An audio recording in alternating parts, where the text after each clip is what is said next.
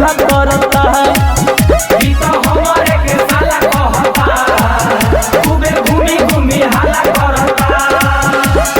ओ के देखी तभी गड़ी जाला जाता रा। ओ के देखी तभी गड़ी जाला जाता रा। ई तो हमारे के साला कहता है खूबे घूमी घूमी हल्ला करता है।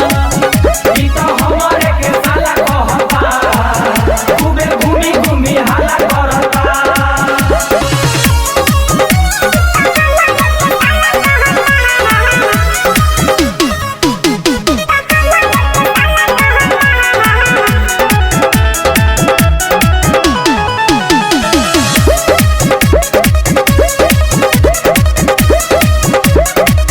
पीछे पड़ेला तंग करेला देखी हमारा के खूबे डहरेला।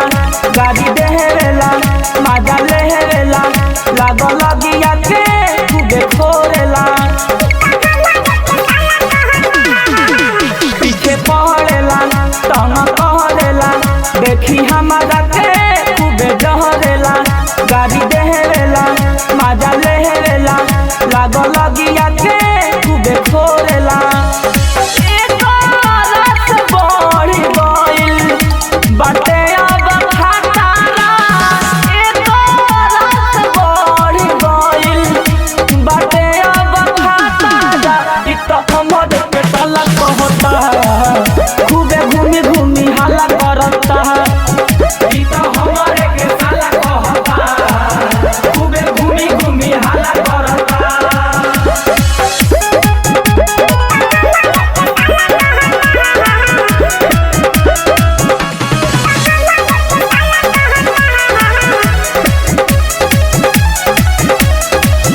लागे जियल मुश्किल बा सुनी मोहिता का बड़ी गिल बा।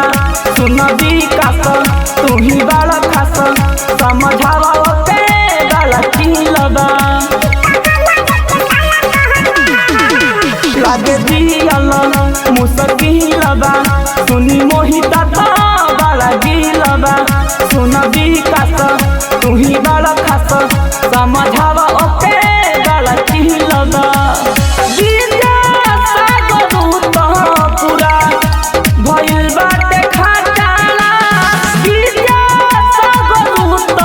पूरा भइल बाटे खटाना। ई तो हमर के साला कहता है खूबे घूमी घूमी हल्ला करता है। ई तो हमारे के साला कहता खूबे घूमी घूमी हल्ला करता। माँ लक्ष्मी रिकॉर्डिंग स्टूडियो डुमरसन।